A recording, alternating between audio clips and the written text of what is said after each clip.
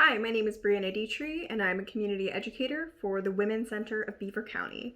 So first of all, congratulations on another school year. I know that this one will feel different than school years have passed. If you are a freshman, you're starting college at an interesting time, and we acknowledge that. And so that's why we're here today during Freshman Fresh Check Day or Fresh Check Week, as it's being structured here at CCBC, to talk to you a little bit about what the Women's Center is, what we do, who our clients are, and how all of those things roll together to talk about suicide prevention. So we're going to start talking about what the Women's Center does and who we serve. So the Women's Center of Beaver County is Beaver County's only comprehensive domestic violence and sexual assault resource center.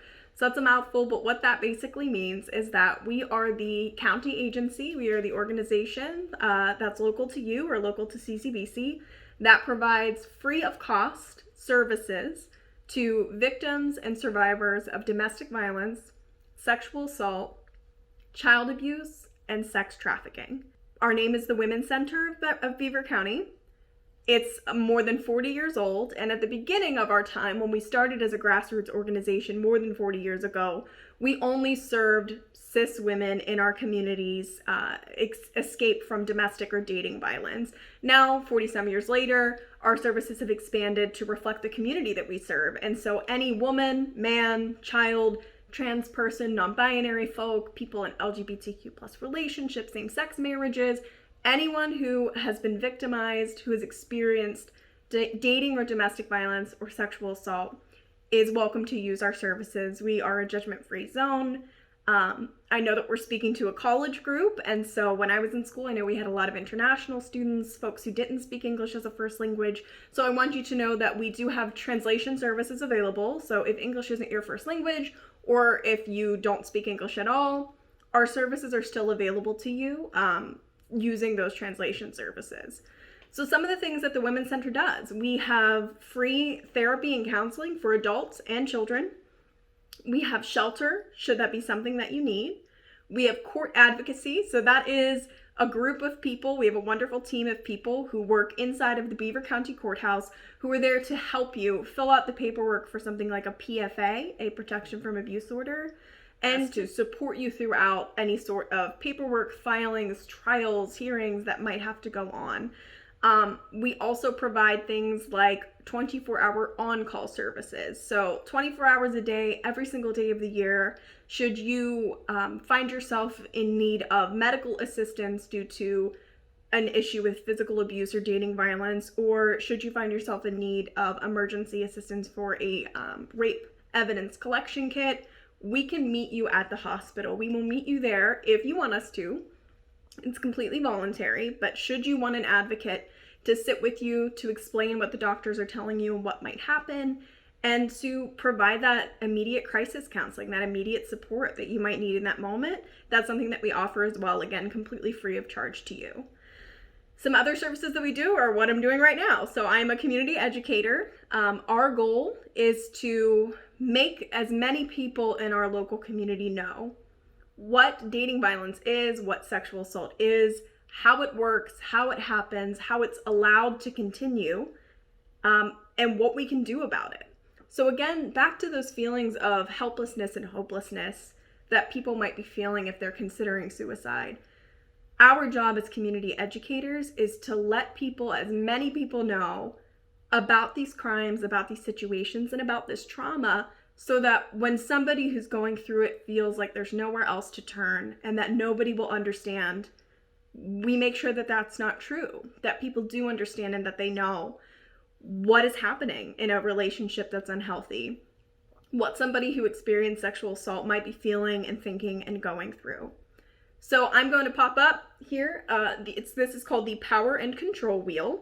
And it's important for us to acknowledge this because sometimes we hear dating violence or sexual assault described as a crime of passion, something that is a mistake in the moment, that somebody doesn't necessarily choose but stumbles into this bad behavior. And we just know that that isn't true. And this Power and Control Wheel will help us explain. So the root cause of domestic, dating, or sexual violence or sexual assault is power and control.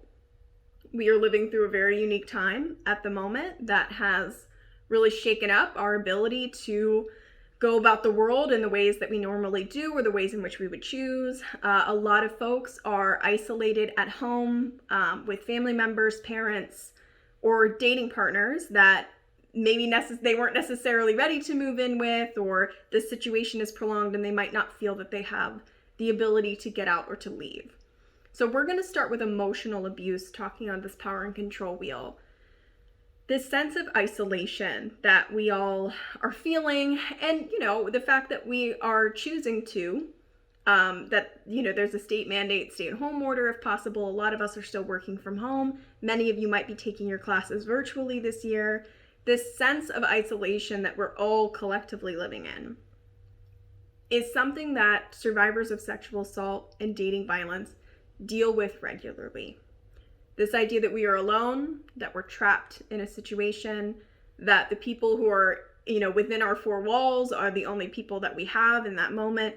And it can be a very daunting and very difficult emotion and experience to grapple with. And so, especially now, during the time of COVID-19 and self-isolation, we need you to understand, pulling on that empathy, because this is a shared experience that we have now, of how isolation can create a system of control and a position of power for a dating partner who chooses to abuse the other. So a common tactic of abuse is isolation, withdrawing your partner from the people who know and love them, their support systems, their friends, their families, their teachers, their communities like campus and college experiences, clubs, places that we see and get to experience and hang out with and meet with the people that care about us. So when you are isolated with somebody who is choosing a series of actions to create power and to exact control over you or another individual, this isolation is really critical, because part of that emotional abuse is to tear someone down, whether that be with demeaning comments, whether that be with something like gaslighting, treating somebody like a servant in your household, treating them like less than a full adult, than less than the person who is abusing them. If we live in that experience with very little outside connection, and all we're experiencing are those demeaning comments and this situation, it doesn't take long before that person might start to believe it. Have you ever had a really bad day and you have that negative self-talk going, and you reach out to your best friend and you say, I wish I could start today over. I'm ready to roll back into bed. I'm trash. I'm a failure. We all have these experiences of just a rough time, rough mental health day. But when your best friend responds and says, I'm with you, that's not true, but I understand where you're at. Can I come over? Do you want to go out? That's not true. Here's a funny meme, right? These experiences with others help lift us back up. So in that isolation, if they're gone, all we're getting is that perpetual negativity and that perpetual breaking down of somebody's self-worth or their value. The obvious type of abuse that most people think of when we talk about dating or domestic violence is physical abuse. We can all hopefully understand that if our physical health is in danger, if somebody is threatening us, if somebody has hit, kicked, spit on us, pulled our hair, any manner of physically harming our bodies, they don't even necessarily need to continue to do it over the course of a relationship. Once is enough sometimes, because if somebody has already hurt us and they threaten to do it again, do we risk it, or do we take their word that that's what they're going to do? And so physical control is a tremendously powerful tool for keeping somebody under your thumb. Something like financial abuse. There's millions of Americans unemployed at the moment. The job market looks a little scary. For those of you who might be graduating soon, my heart goes out to you. I can't imagine what it's like to be job searching right now. We're living in an uncertain and very difficult time. To mess with somebody's money is a very tricky and very powerful way to maintain control over them.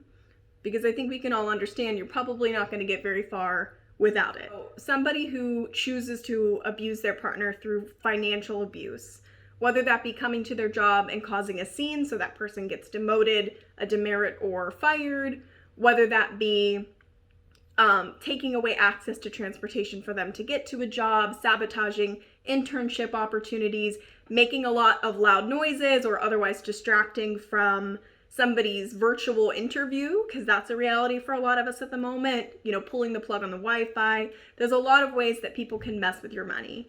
And financial abuse, especially if it gets to the point of dealing with credit, can be a long-lasting tool in having control over a person and rendering them in that moment powerless, or so you feel.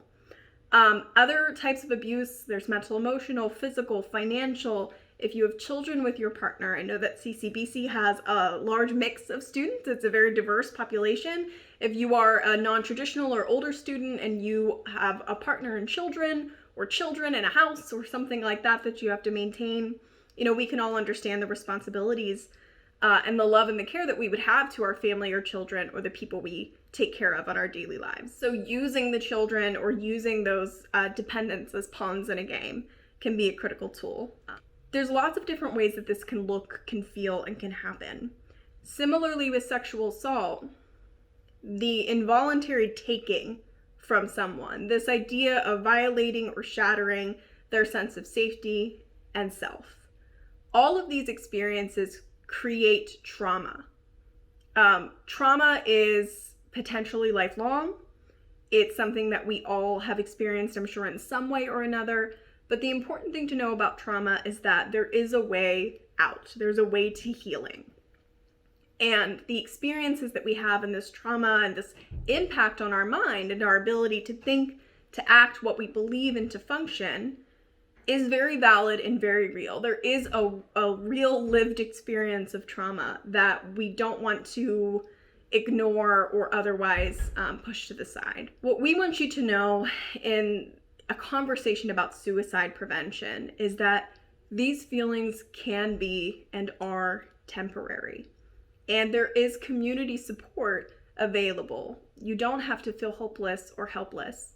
If one of these things has happened, is happening to you, and I certainly hope that it doesn't, but if it does in the future. Women's Center of Beaver County, again, provides 24/7 free of cost services to all people who live, work, or go to school in Beaver County. We have a 24/7 helpline number, so somebody like me picks up the phone. If you call us at 3 in the morning on a weekday, 2 in the afternoon on a holiday, we're going to be there to answer that phone and to talk through a situation and see what help that we can provide or find you. You can call us once and get in for services. You can call us another time and choose not to go to therapy. You don't even necessarily have to give us your name. So this helpline is anonymous and it's not something that is connected to the justice system or other sort of like county agencies. We operate independently. And so if you are over the age of 18, you can call us anonymously and receive that help whenever you need. I'm going to put the phone number in the description. For those of you who are just listening along, that phone number to our 24/7 confidential helpline is 724-775-0131. So again, it's a weird year to be starting school if you are a freshman. It's a weird year to be ending it. We're all in this together, and support and help is available. Check in with your guidance counselors in the office at CCBC, check in with your professors and your teachers, check in with your classmates. I'm sure the things that you're feeling, you're not alone in. The more community support that we have, the better, so that we can continue to prevent suicide and prevent these traumas from happening to other people. So should you have any questions, you can find out more information from calling that number that's in the description, or you can visit our website at womenscenterbc.org. And if you're interested in any of the things that I was talking to you about today, you can follow us on social media. Our Facebook is Women's Center of Beaver County, and our Instagram is @_WCBC. Thank you so much for listening. I hope you all have a wonderful school year. Welcome back, and we're all going to get through this together.